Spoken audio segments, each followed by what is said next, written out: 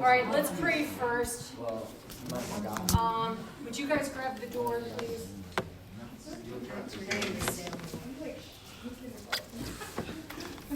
You guys are doing great on these projects. Super impressed. Just wait till the next one comes out. Yeah. It's just gonna get better. Dictatorship. It's gonna get real repetitive real soon. That means you ain't learning something new then. You go another direction. Dude, you've covered so much ground already. It's like there's so many good topics to pick already. There's so many good topics already. Then how can it be repetitive? Huh? Then how can it be Because repetitive? everybody else is doing those other good topics. But you said there's so many, so you just gotta pick a different All right, good topic. let's pray. Who wants to pray today? Let's have somebody volunteer. Or how about one of these guys in the back that we never hear from? One of you? What, we hear from Abram, but not your chair mates. Would one of you like to pray? I say we should make Brady pray. Brady, let's go. Okay. All right. Dear Lord, thank you for this day. Thank you for this class. You'll just be with all of us, help us learn new things. Be with Mrs. Thurber and help her to teach what you want us to know, and just be with the people sending, help them do a good job. In Jesus' name, amen. Amen. All right, what's your presentation on? I did a podcast. Okay. Am I supposed to, can I like sit here and do it? You can do, yeah, whatever Okay, makes you good. feel Okay, comfortable. sounds good. It was on smartphones and social media impact on Oh gosh, mental are health we having him and doing this too? realistic solutions. Yeah. Today's the day we're really beating this one. Wait, Yes. did you do the We same one? did the same thing. Oh, dang, okay. Yeah. So they started out talking about like mental health struggles and the increase in depression since like 2012, and it jumped like mental health struggles jumped like 50% on surveys, and then they talked about some of the effects of like different things that affect people. Like what big huge one they talked about was pornography that people struggled with, because then that hurts your like later relationships because of like your oversaturation and like seeing things and unrealistic expectations, and then when you get into a relationship you're so like over like saturated and that type of stuff that like certain things that you might like your first date or like your first kiss or something, like you don't get the same amount of like adrenaline or like when those type of things happen. And then they talked about like feel the need to portray a perfect image on social media as a huge problem, and this happens for both guys and girls. They talked about more females, but just trying to like portray like a perfect image of yourself. And they had 4 recommendations for smartphone use for kids. So the first one is not letting a kid have a smartphone until high school. The kids can have a flip phone to make calls and text to people and parents, but shouldn't get a smartphone until high school. They can have access to an iPad or smartphone, but don't give them something to claim as their own. And then they also say it's insane to give kids their own private access to the internet 24/7, like letting little kids have like an iPad and keep it in their room 24/7 when they're by themselves. Then rule number 2 is no social media until the age of 16. And it says, the doctor on there said in his eyes there are 0 ways to make social media safe for children. This is because they shouldn't have to worry about all the likes, follows, and comments, and worrying about things that they aren't enjoying, rather than, or when they're focusing on like pleasing other people. And people can easily be traumatized from watching different videos that can pop up on feeds and stuff, like Reels or Twitter. I know there's a lot of like crazy videos that pop up on there. And then rule number 3 is phone-free schools. There are many students who are struggling with learning anything except like dopamine loops. And so, for example, like TikTok. So we said to simplify it, schools should educate people without phones, and they should just like make them keep it in their locker or turn it in at the start of the school day and get it back at the end. And then the 4th and final one is like with taking away like phone use, parents should be like lenient on like letting their kids be independent and giving them like free play and responsibility. So like they should like still let the kids like go play outside or go bike around town with their friends or like do things like that, because you can't expect them to like stay in the house and do exactly what you want, and like if you're not giving them any freedom to like have fun and have things they want to do rather than be on technology. So that's about it. Okay. What do you guys think of no social media by 16? Is this like a good thing? I Two think they thumbs should wait up? till 18. 18? Do you think even further? Who would disagree? I think the big problem that it becomes is a feeling of being lost, of being connected with everybody else. Well, that's what a phone number's for. That's what a phone, yeah, that's true. But that's like the thing that bothers, I would say, younger people. Like they're like missing out on a news and showing up at school and not hearing about it 12 hours later is a big, big deal. Okay, we are gonna finish. We looked at the birth control thing. Was there any other questions about the birth control concepts that we went over? Any other areas of interest there? Okay. All right, so we'll just summarize that then.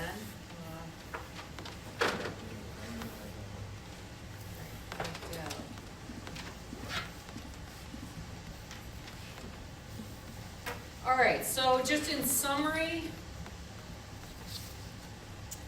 as far as the artificial means goes, so hormonal-based birth control, something like a copper IUD. Some methods we would say are morally wrong based on whether conception takes place in the first place or not. All right, so morning after pill, obviously bad. You can just buy these things at Walmart even. Have you guys seen this at Walmart? You can just get this, emergency conception right over the counter. So everything, when you get to the point to make the decision, just in summary, make sure that you really try to evaluate the whole concept of when life begins and the effect that birth control has on that. And to also remember that not all the information you're given is the whole truth. You have to really seek for it and look for it. Look through multiple different angles to try to get all the info. All right, not all methods are artificial, so natural family planning. I guess you could say barrier methods too, because it doesn't involve anything chemical. Abortion, clearly wrong. And then the adoption concept, which Kinsey talked a bit about adopting outside of race. And the U.S. adopts more internationally than any other nation. So we adopt a lot of kids outside due to a historical high abortion rate. Less children may be available to adopt. There's tons of kids in foster care within the U.S. that are adoptable. All right, you two, who said they had adopted kids? Was it Brett? So adopted within the U.S.? Yeah. Okay. I have And an yours adopted too? brother, too? You have an adopted brother? That's just me. You do too? Oh, guy, you guys have a lot of adopted. There's a lot of them. How many of you are interested in? You're thinking I might want to choose adoption. Oh, a lot of people. All right, that's great. No. All right, so a lot of people. All right, infertility. So infertility is, you're considered infertile after 1 year of trying. Right, so after a complete year goes by, then a doctor would say, okay, this is infertility that you're dealing with. All right, so some causes for infertility. All right, so a man's risk for infertility. So some things, alcohol, drugs, marijuana use, environmental toxins, so pesticides, lead, all different types of chemicals. They're saying there's negative consequences for plastics. Have you guys heard about this microplastic problem that has probably been going on since plastics came out in the 50s or so? that over generations and generations of the ingestion of plastics, you know, I was thinking every time I look in the cafeteria, they're like cooking up the soup in a plastic bag, and there's just like everything you look at is in plastic, and it leaches somewhat into our foods, and there have been some harmful chemicals. Some of them, the BPA's have been taken out, but there are other things we don't know. We don't know the consequences of it. So they think that there could be a link to hormonal disruptions from things such as microplastics, which can cause things such as PCOS. Have you guys heard of PCOS?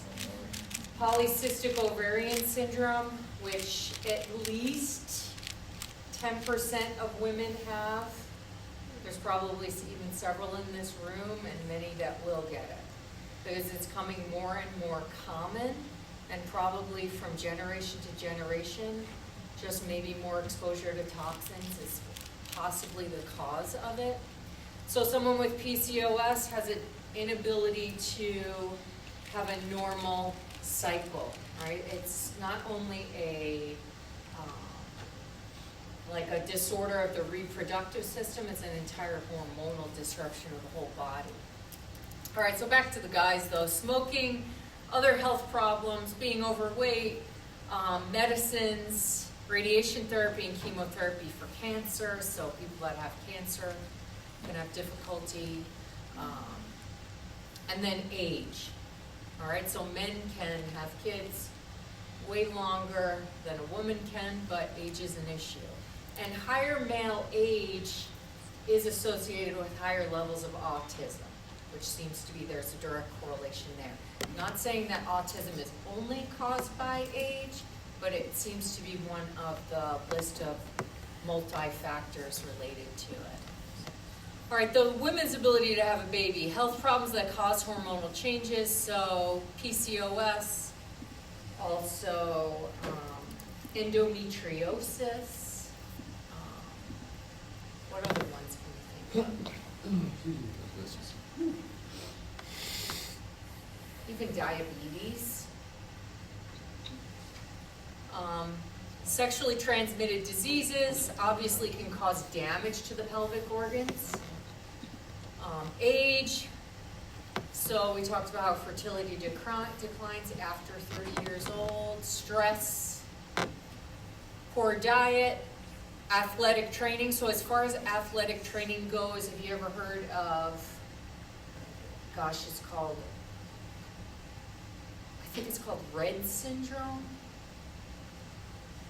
which basically has to do with when there's not enough body fat in a woman, essentially they can't ovulate. All right, so this is seen in very high level athletes. Probably not in any athletic endeavors that any of us are pursuing. So more of a high level. Being overweight or underweight, so both are seen as not good. Smoking, alcohol. All right, so a lot of causes. Infertility is becoming a huge thing. All right, it's massive. There's probably environmental things. It also has to do with people getting married later. So it's a huge concern, and it's something that's very painful for people that go through it. So when you're, hopefully this isn't the case of something that you'll go through, but I'm sure some of you will. But you're definitely going to minister to a lot of people who are suffering the hurt and pain of infertility. So when talking about infertility, it also brings up the concepts of what to do about ethical dilemmas in relationship to infertility issues. So you guys have heard of IVF, right? So in vitro fertilization. So this would be when a baby is basically made out of the outside of the womb and then implanted. So many people who have trouble with fertility will go through an IVF procedure. I'm against IVF. Not all evangelicals are, but I don't really feel comfortable with it. So let's just look about some things about IVF. Because a lot of people are just using it as, you know, getting married later, and it's becoming way more commonplace to try to do these reproductive technologies now. And it's a huge business too, all right? They're out to get our money, yeah. Would that be the process used to do like surrogacy as well? Right. Yeah.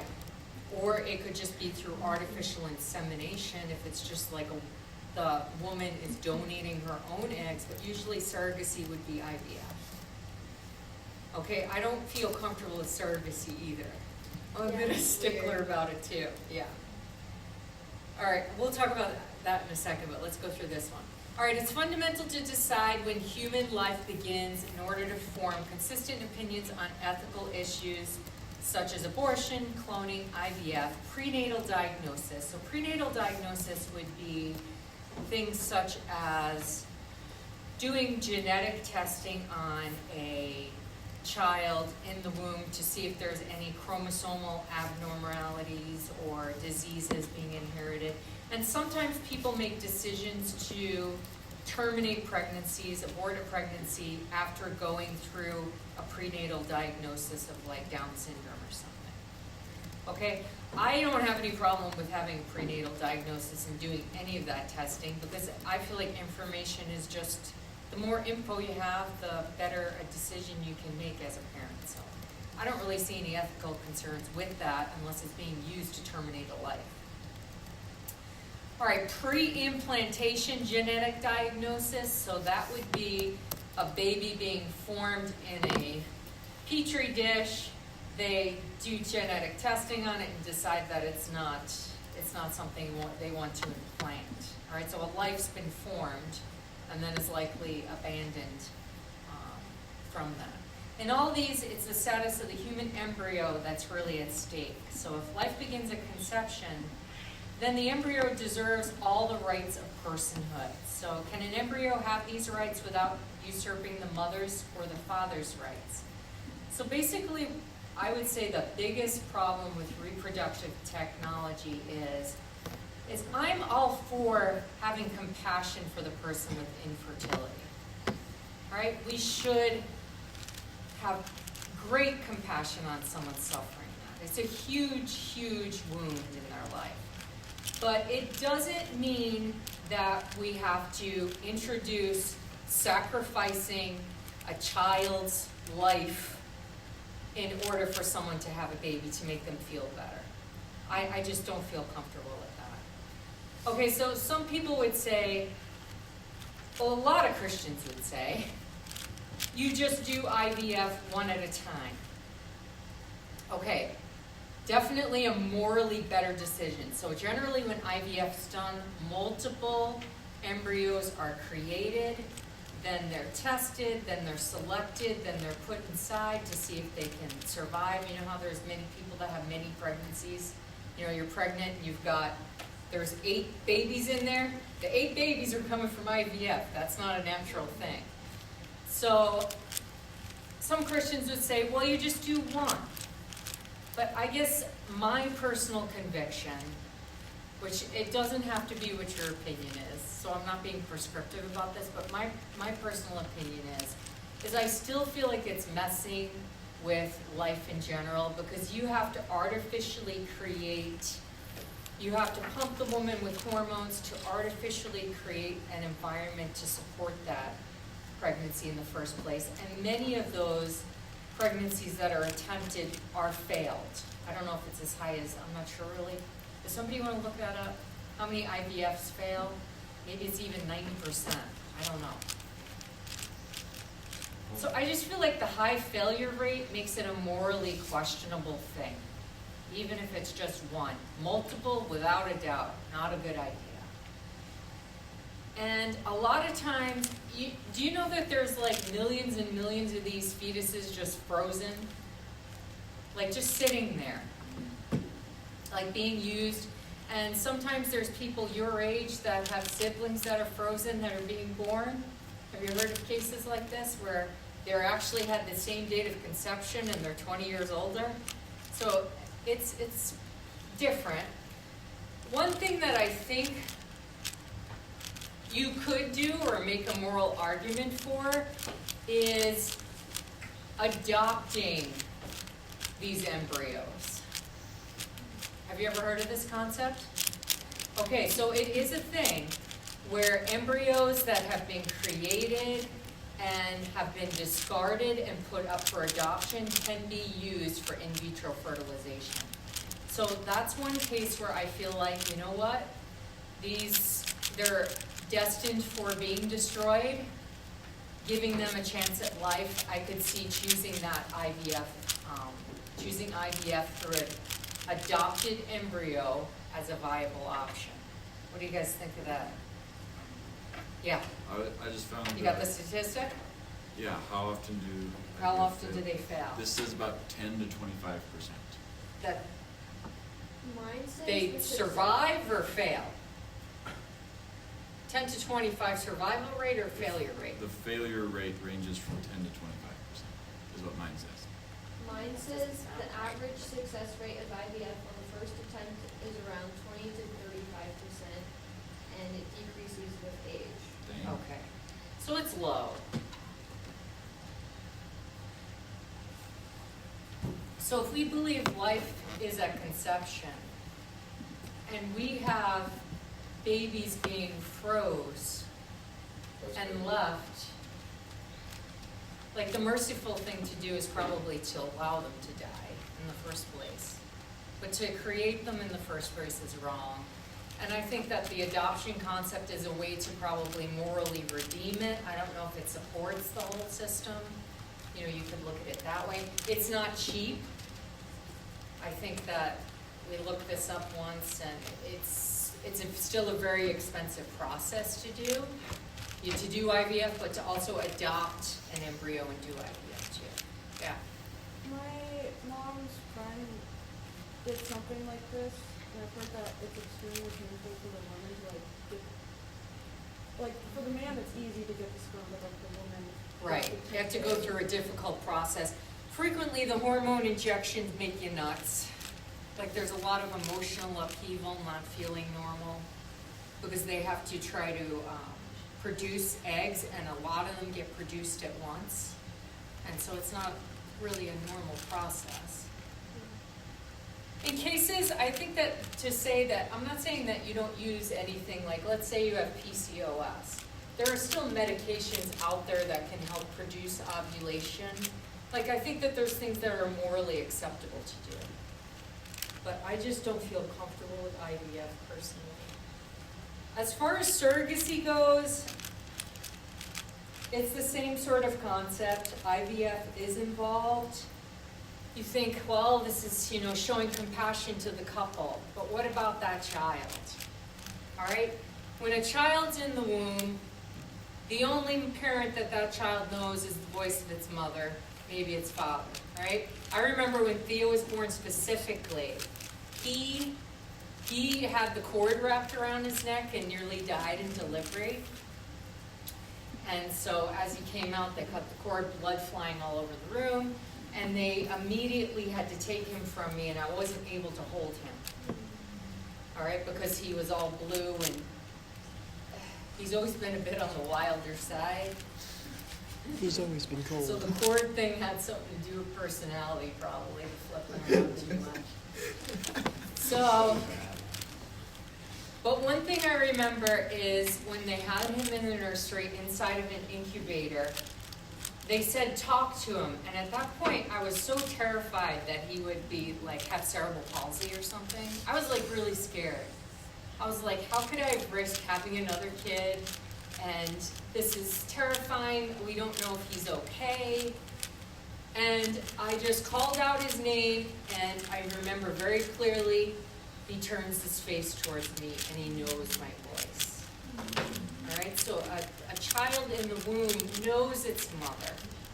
And so to take a child even from a surrogate mother is you're removing it from its mother. You're creating a wound in that child from the very beginning. That's very purposeful. This isn't this is a deliberate choice. So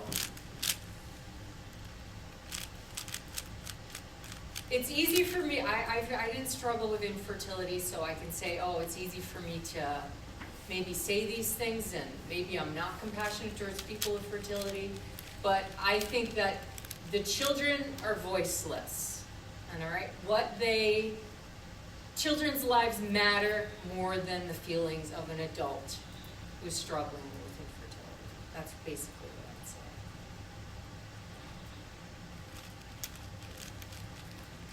All right, so then the question comes, are we playing God? What do you guys think of that?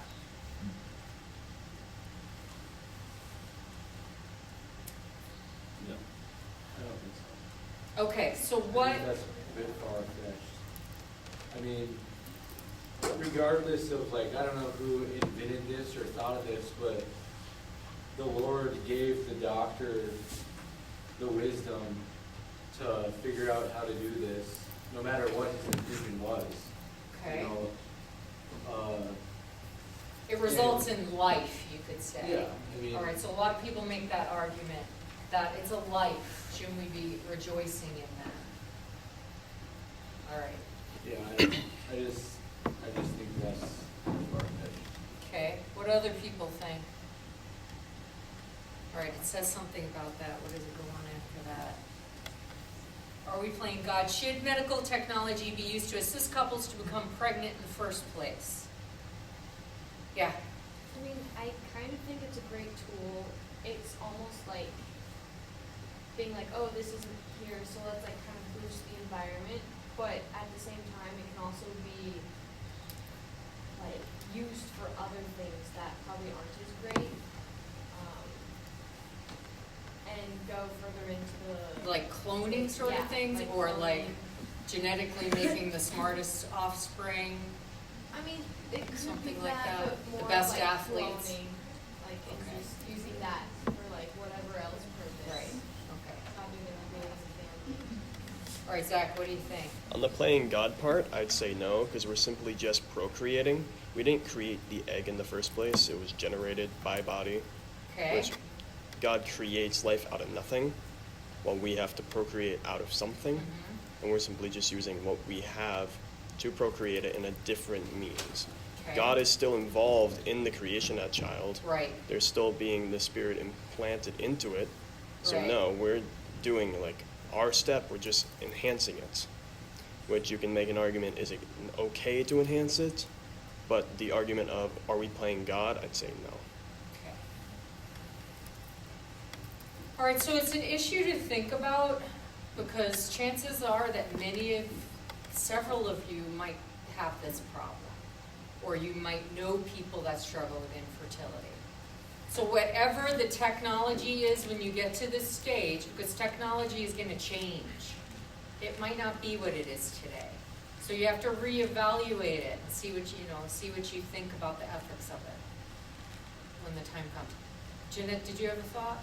Well, I was just gonna kind of follow what Zach was saying. I don't think it's necessarily going against God's will, because if this couple, like, they've been trying for years and they physically can't have a child and nothing's working, but then they go through like IVF and all of a sudden they have a baby, it's still the same process in a sense, but I mean, if it can't happen naturally, I feel like God gave people the wisdom as to how to still have children, because it's not like, I mean, some people do like surrogacy, or they have other women's eggs or other men's sperm, but I feel like if a couple are like, they're trying what they can, but they can't have a baby, and then all of a sudden they try that once and all of a sudden they have a child, I feel like any child conceived is a gift from God. Okay. I don't know like where I stand on like the creation of the technology. Like, was it good? Is it bad? But I feel like it is abused a lot. Like for a child to be born into like a lesbian home, like a homosexual home, or something that is very like I would consider unnatural and unbiblical. That's where it's kind of hard. Like it's like, oh, if that even happens to one kid, it's like, oh, I feel like I should just get rid of it, even as like, you know, like you can face infertility with God and like allow Him to help you through it. And there is adoption or foster care, or I don't know, maybe God said have something else for you. So that's kind of just, yeah. If it's abused for one kid, if one kid is the product of abuse from that system, it kind of feels like, oh, sin's corrupted it, and I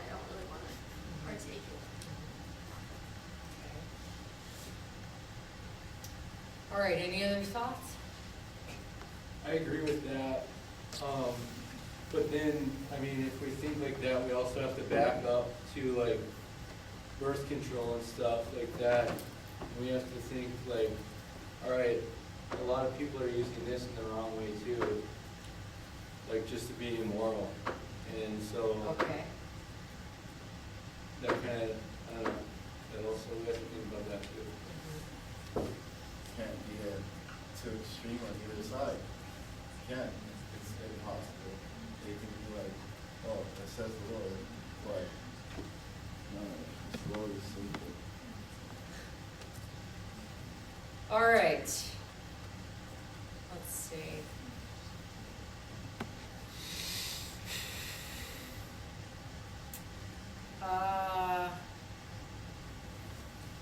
All right, is infertility the will of God or a consequence of human and environmental factors? All right, probably could be a result of the will of God potentially in some cases, but most of the time probably not. You know, it could be a result of the fall in general, of the effect of sin on our lives, environmental things.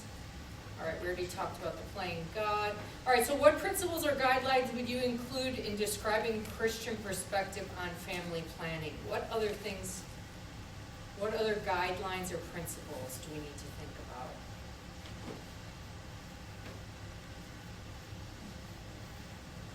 about? One thing that we didn't really maybe mention is birth control in and of itself wrong? Are we supposed to prevent pregnancy at all? Right? So what's the argument for it? Yeah.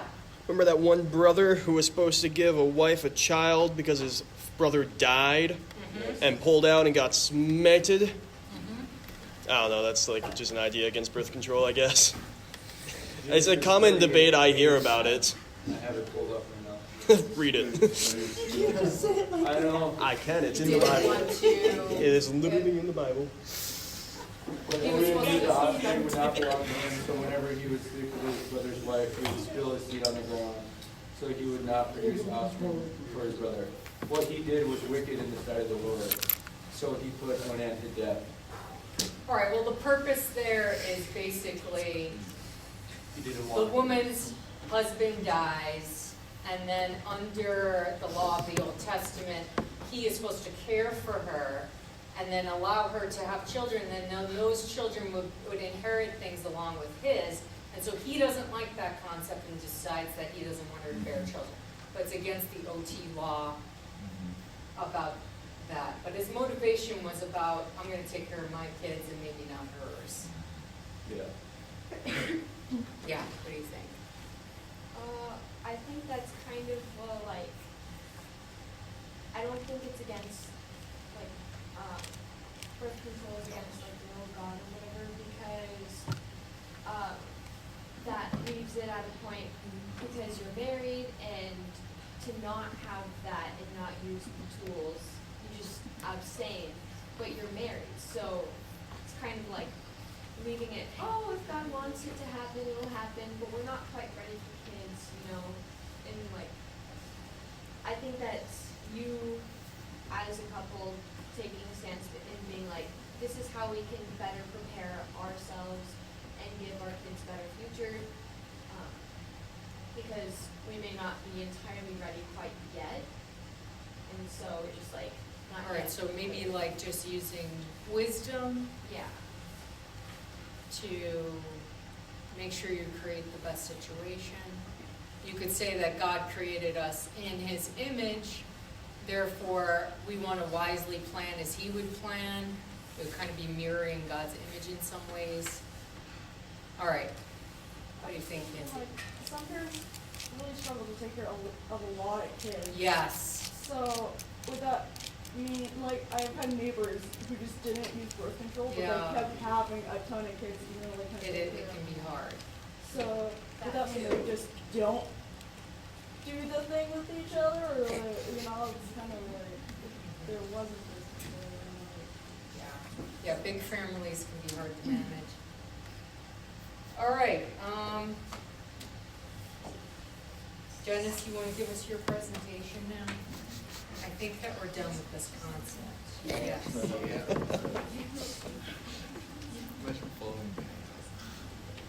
All right, Dennis, what do you think? Paul.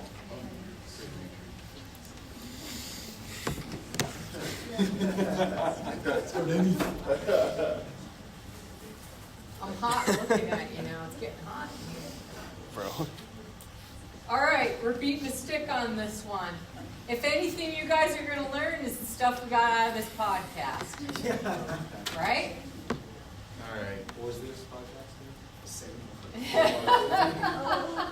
Maybe I'll do it for my second project. People ask for a recommendation. I have one recommendation. That's what you do. I mean, I love a lot of podcasts, but to me, I just feel like it's so good. All right. Alright, so for my podcast, my boy Sammy did, starts off like this. It says, in the late 90s, society was optimistic about technology, primarily because technology wasn't relevant to that age, and it was a positive change. So in the early 90s, they viewed it as a positive change, something to be encouraged about, like as you were saying, as if you gotta send letters and Yes. phones, and you gotta go the extra mile to see somebody that's We didn't really, we started getting dial-up internet probably in like 1993, 94. Yeah. So We're talking, guys, like you waited to load a page. Waited. Worse than Windows 10. Yeah. On Windows less than 10. Yeah.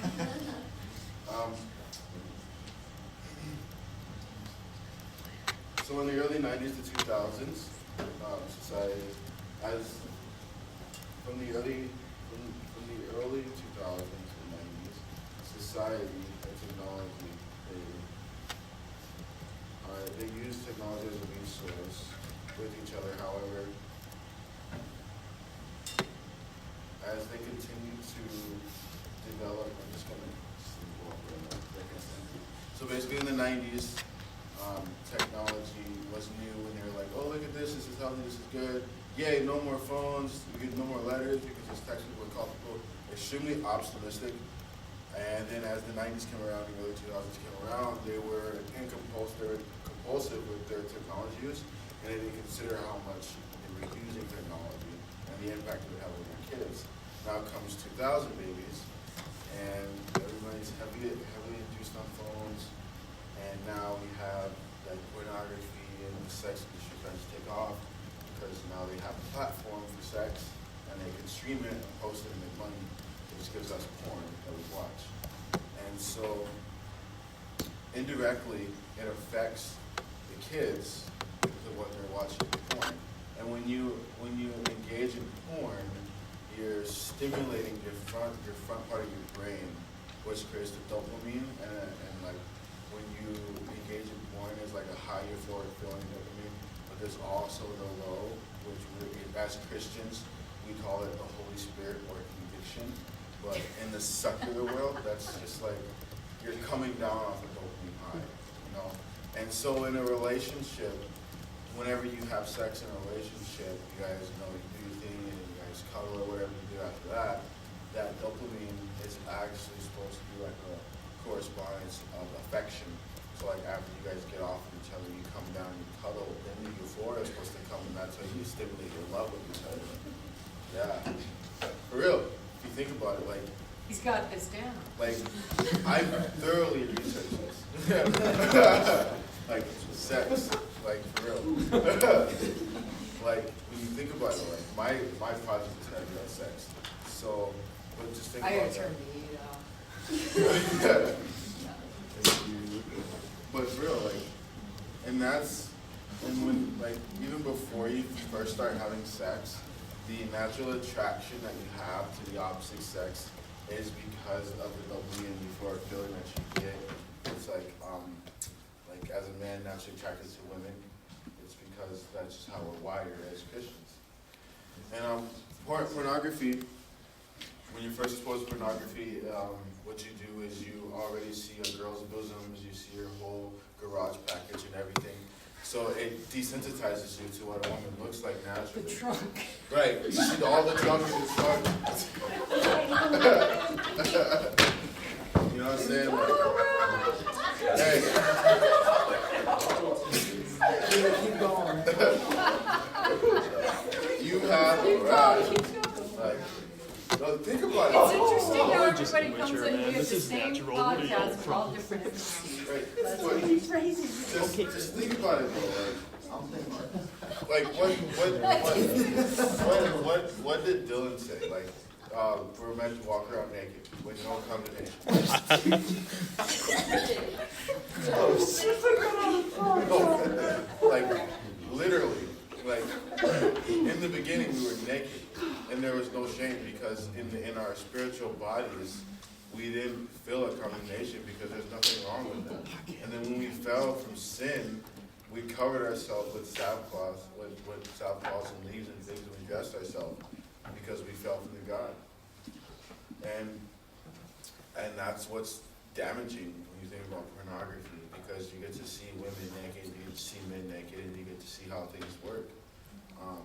And so naturally, whenever you're going to talk to the girl you like, or even the guy you like, ladies, you're desensitized because you already know what they look like. You already know what to expect. So your attractive levels go down because you don't want to have that conversation because there's shame in combinations, Christians call it. Yeah, so there's all kinds of negatives, like mostly all negatives that come from porn, but it is a sexual stimulant, and that's why people keep going back to it. Off of that note, it's important. I feel like it's important for kids when they're growing up to have that two peas in a pod conversation as soon as puberty starts. Like first menstrual cycle, whatever, however guys get puberty. I think that it's very emphatic to have that conversation in that moment before you even mention the phone, because they're gonna be growing and hormones will be going all crazy off the roof, and they're gonna be curious, right? So I think that that's a heavy, for me, it's like, hey, let's have a conversation earlier, so that way when your friends tell you, your parents have already told you, because people are fast. You know, we live in a fast world. You know. And then I just kind of wrapped it up with, in conclusion, I feel like as a Christian man, I would want my kids to be raised in a Christian home, even though I know what my family history looks like. I don't. If you look at me, you wouldn't even know my story unless I told you, which is all glory to Jesus. So if I can look like this to regular people, and what can my kids look like to the world as lights, you know? So that's how I wrapped up my paper. It was just making sure that, you know, in the Bible it says, raise your kids up in the way that they ought to go, so surely they will never depart from it. And that's kind of like what I heavily push on my walk with Christ. So yeah. All right.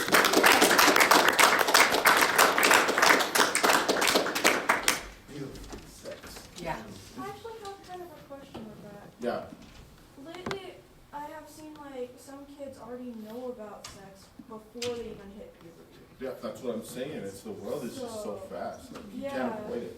So, would you have to tell your kids about it before they hit puberty because of the time?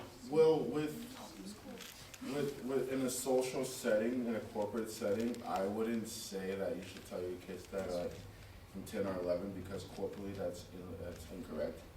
But personally, I would heavily suggest doing it by like 12 to like even before then.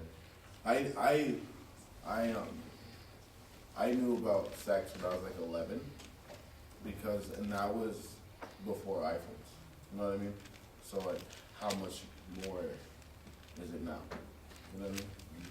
So, yeah. I would say the earlier the better, but not too early. Yeah, maybe like fourth. What's too early? Too early, like 9 or 8. Yeah. You can have very general conversations, of, you know, like, it's about details. Yeah. that go age, yeah. I think it also like depends on your child and depends on your family because like you said, like too early is too early for that. Yeah. I mean, You no can child damage should them. just like stumble upon it Yeah. because that really like strips some of their innocence, I think. And so I think if you have an open family and you set that open ground for your family in the future, then I think it prepares your child to come to you without consequence and say, hey, I saw this on the internet, I don't know what it is. And then Exactly. you can appropriately look at them, sit them down and say, hey, that's actually really wrong. I mean, you can like kind of prevent it. But that also means that if they do fall into it in the future, like hopefully they don't, but if they do, that also means they can also come to you because they have that background knowledge and they didn't get in trouble for it the first time. I'd say the more open you make your family, the better. Because your kids, I'm rebellious. I'm so rebellious. Somebody tells me to do something, I'm gonna do it. You know, and it's so hard to come to your parents about things, so it's just more open to that. All right, last comment on this one? Well, it's just, when it comes to being open, you also gotta make sure there's that balance. Don't be too open with your child, because that is traumatizing in and of itself. Oh, yeah. But, you Kids know, for your kids? yeah, you should make sure those conversations are, like, if your child comes to you, don't shut it down immediately, but don't go into much details as a parent, because, yeah. Or don't just push back, it's wrong. Like, yes, we all know that's wrong, but like you said, children are rebellious, so the more you try and put a cover over it, sometimes the more kids want to poke at it and want to look at it and be like, oh, what's so wrong with it? Stove's not hot. The stove's not hot. All right, we're gonna switch gears now and move towards, we're gonna do this is a book review of a book called Sacred Marriage that has a lot of great concepts in it. So a lot of theological concepts that really talk about the overriding views of what marriage should look like. All right, so it's called Sacred Marriage, and the basic concept is that marriage is a call to holiness rather than a call to happiness. All right, so a really interesting concept. So when we think of wanting to get married to somebody, what are some of the things that we're looking for? Like, why do you want to be with somebody? What are you looking for?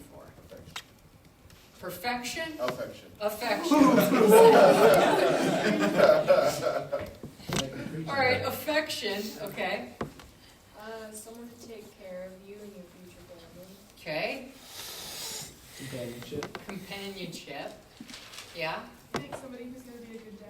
Because Okay. we get to pick our Parenting partners ability. And that your children don't get to pick their dad. So setting them up for success, I think, is good. So you have to not only give yourself, but your future as well. All right, so these are all great ideas, and I totally agree that's a main driver. But what's interesting about this concept is it looks at it differently through maybe the lens of what God wants to do through a marriage and how He wants to drive and build holiness in our lives through that relationship with one another. So this book looks at how we can use the challenges, joys, struggles, and celebrations of marriage to draw closer to God and to grow in Christian character. So it sees the primary purpose not about making each individual happy, but about them growing towards God. All right, so first concept is to spiritually benefit from marriage, we must be willing to honestly look at our sinful natures. All right, so in general, this is a great idea. If you want to be a more forgiving person of other people, you have to acknowledge that you yourself are broken and sinful in need of God's help. And then as a couple, you're acknowledging that you're not perfect in your relationship with one another, that you need God's involvement to make it better, and that you need each other to make you more holy. Okay, so my husband has a way of being able to maybe point out things that I don't see in myself. All right, so each of us have blinders or areas where we don't see, where we're not living up to where we should be. Or we may know what these things are. There may be obvious sins that we're well aware of that we think we're hiding and we're not. Or it could be something that we just don't see about ourselves. All right, so having a spouse maybe point that out in a loving way and say, you know what, you need to grow in this area, and I want to help you to be able to do that. All right, so a really positive thing to look at your sinful nature and realize that it's there, and be open to being teachable in your relationship so that you can grow. All right, we're happiest and most joyful when we're obedient to God. So you guys know when you're most miserable is when you're being disobedient, or you're feeling the worst. It's usually when you're not in a good relationship. And generally when you're not in a good place with God, you generally end up not in a good place with your spouse too. All right, the two things tend to fall together at the same time. So if the relationship isn't going well with the spouse, you have some sort of rebellion probably going in your heart with God in the first place. So all relationship challenges need to be looked at in a spiritual way. Am I being obedient to God in this area? Am I doing something wrong? Do I need to grow here? It brings up a lot of issues. You know that just even being in the context of a family tends to bring out our issues, right? They know us the best. All right, so in the case of a marriage, it's even more so. All right, so we can use marriage to grow in our service, so our service of God, to grow in obedience, character, pursuit, and love of God. All right, so how do you think most Christians would describe the purpose of marriage? We already talked about this. Which we basically would say that a lot of us would say companionship. Like when I think of, if I lost my husband, what would be the greatest thing that I'd miss? Probably I'd say companionship would be the biggest thing. Is really having a friend, and then probably someone to fix my plumbing. The spouse always does things that, I'm terrified he's going to Estonia and my pipes are gonna, because this happens at our house a lot. We have not the best house, and pipes tend to explode, and I'm always worried it's gonna happen when he's gone. But anyway, I would say companionship's probably what we think of the most. But we need to try to realize that God has a purpose.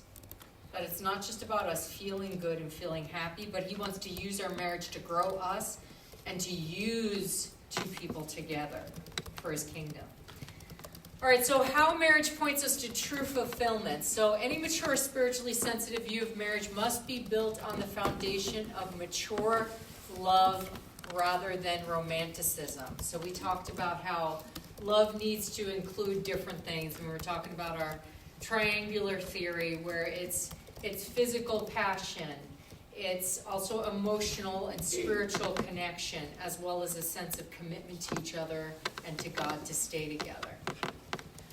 So marriage calls us to an entirely new and selfless life. So we talked about last time how the first year you begin to experience the adjustments of not just being a you, but going from just yourself to a we concept of having to make decisions together. When you have a child, the whole concept of laying down your life becomes realer than it has ever become in your entire life. All right? It's a true laying down of your life. A new mother, is constantly, woken up in a night to feed a baby. My daughter said she was up every single hour last night. Every single hour taking care of a kid while sick. So it's an endless denial of self. That just, keeps going on. It's difficult.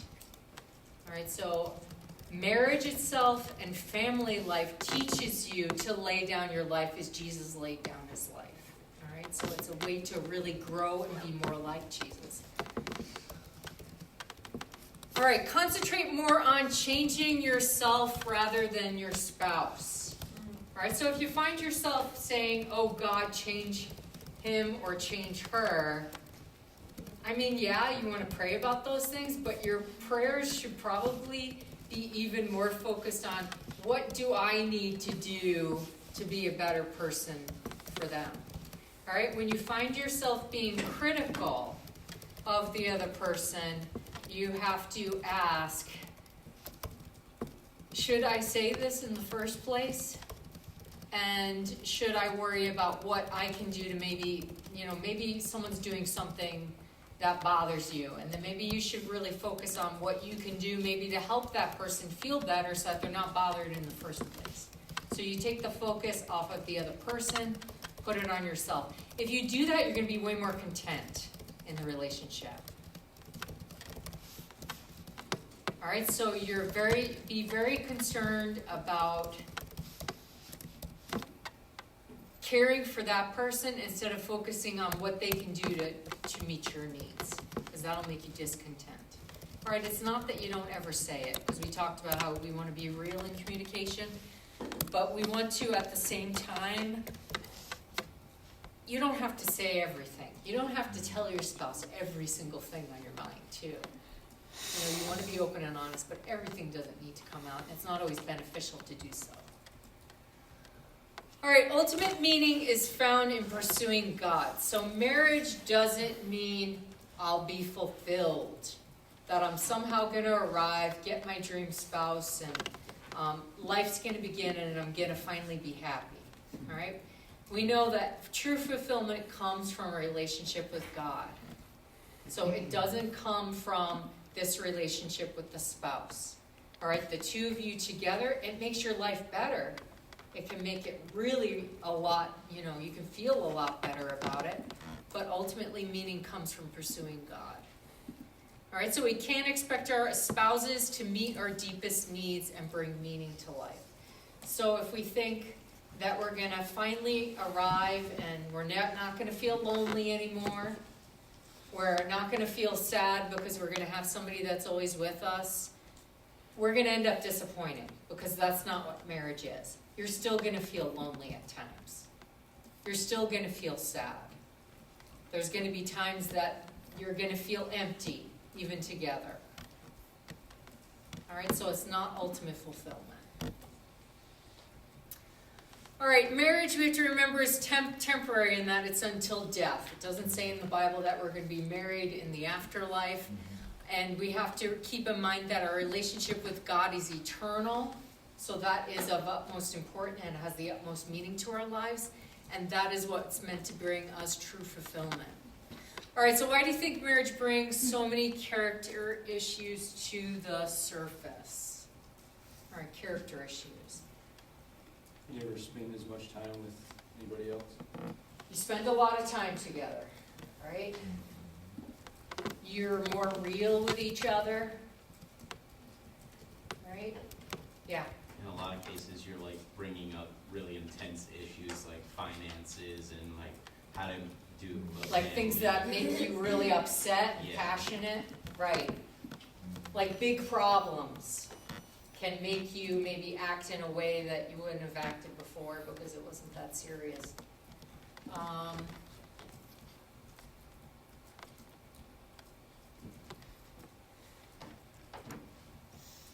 It's difficult to sin in a marriage and have things go well.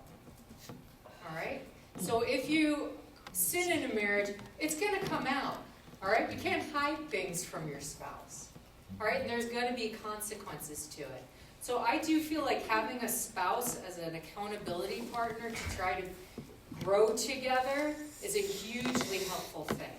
And to also realize that you can't hide something from them. It will be exposed. Sometimes people hide lies for years and years, but in the end, there's always ramifications to it. It always comes out.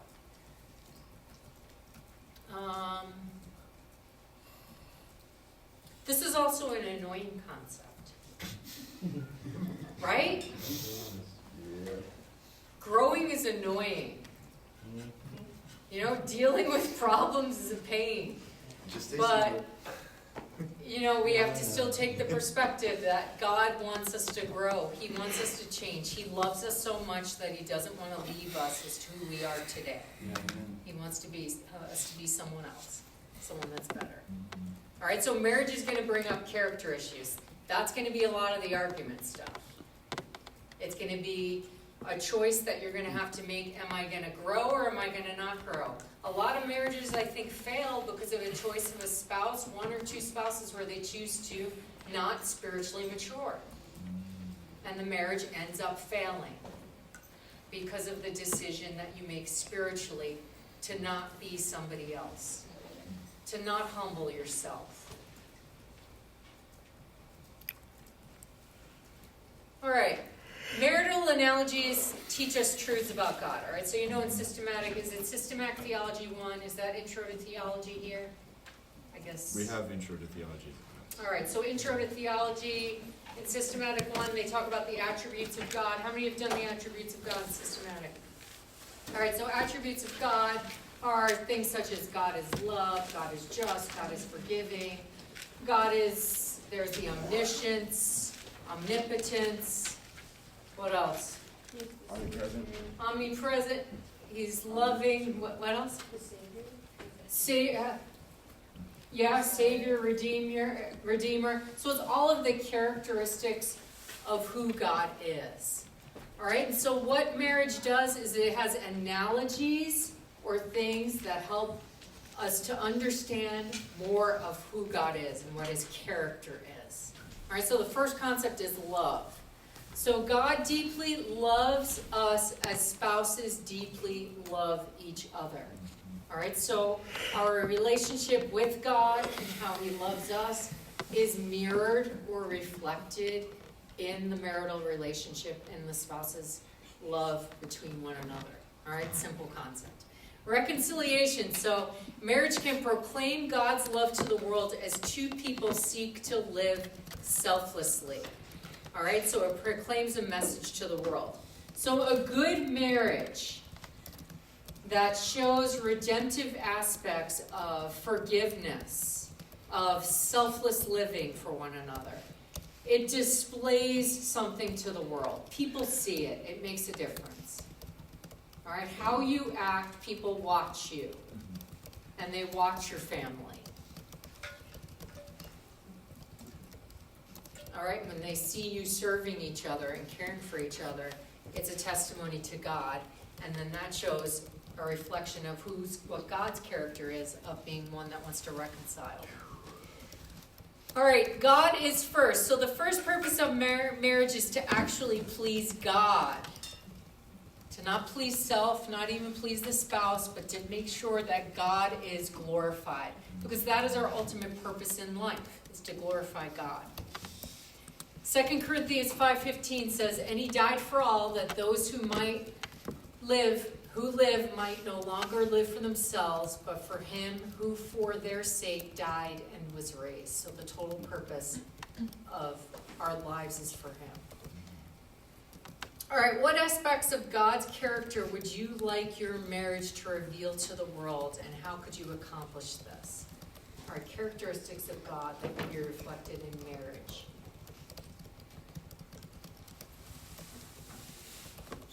Joy. Joy. All right, a good one. That this doesn't have to be a relationship with a spouse when you're married 7 years into the marriage, doesn't need to be misery.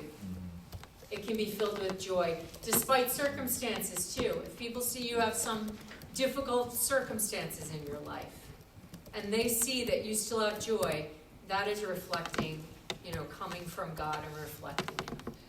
All right, what else?